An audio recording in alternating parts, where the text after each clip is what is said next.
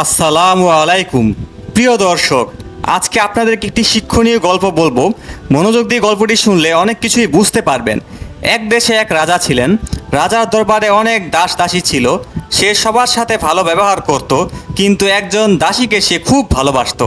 এই নিয়ে রাজমহলে অনেকেই অনেক কথা বলেন। কেউ বলেন, রাজ্যে এত সুন্দরী মেয়েরা থাকতে রাজা কিনা একজন দাসীকে ভালোবাসলেন। আরও অনেক রকম মন্তব্য করতেন। একদিন রাজার এক বন্ধু রাজাকে বললেন, বন্ধু, তুমি কি জানো তোমাকে নিয়ে প্রজারা অনেক বাজে মন্তব্য করে? রাজা বললেন, কেন?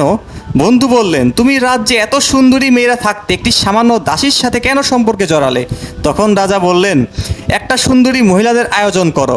এই আয়োজনে সব সুন্দরী মেয়েরা থাকবেন। এখান থেকে যাকে আমার পছন্দ হবে তাকেই আমি বিয়ে করব। তো দিন তারিখ ঠিক হলো। রাজ্যের সব সুন্দরী মেয়েরা রাজার দরবারে হাজির, এই প্রত্যাশায় যদি রাজার পছন্দ হয়ে যায় তবে তার সাথে বিয়ে হবে। সময় মতো রাজার ও সেই দাসী এবং সবাই হাজির হলেন। রাজা তার সব ধন সম্পদ, হীরা, মণি, মুক্তা ইত্যাদি সবার সামনে রাখলেন আর বললেন, আমি পছন্দ করব পরে, আগে যার যা সম্পদ দরকার এখান থেকে নিয়ে নাও, তারপর আমি পছন্দ করব কাকে আমি বিয়ে করব।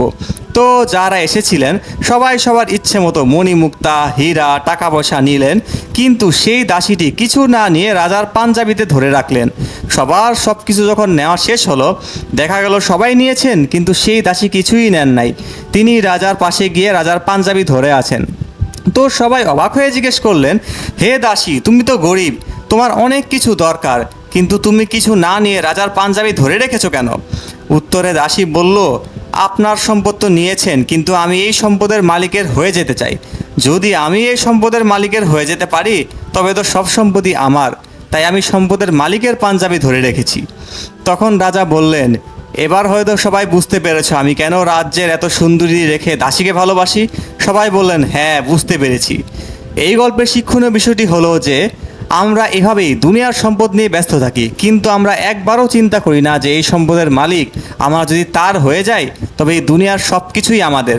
তাই আসুন দুনিয়ার সম্পদ নয়, এই সম্পদের মালিকের খোঁজ করি, আর এটাই হবে আমাদের পরম পাওয়া।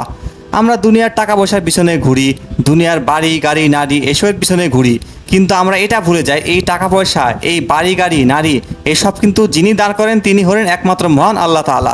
যদি আমরা আল্লাহকেই না পাই তাহলে এই টাকা পয়সা, ধন সম্পদ, বাড়ি গাড়ি দিয়ে আমরা কি করব? এসব তো আমাদের হবে না। যদি আমরা আল্লাহর হয়ে যাই, আল্লাহকে পেয়ে যাই, তাহলে দুনিয়ার সমস্ত কিছুই আমরা হাসিল করতে পারবো। রাজ্য, টাকা পয়সা, ধন সম্পদ, বাড়ি গাড়ি সমস্ত কিছুই। হে আল্লাহ, আপনি আমাদেরকে আপনাকে পাওয়ার তৌফিক দান করুক এবং দুনিয়ার ধন সম্পত্তির পিছনে না ছুটে শুধু যেন আপনাকে ভালোবেসে আপনার পিছনেই ছুটি, সেই তৌফিক আপনি সকলকে দান করুন। আমিন।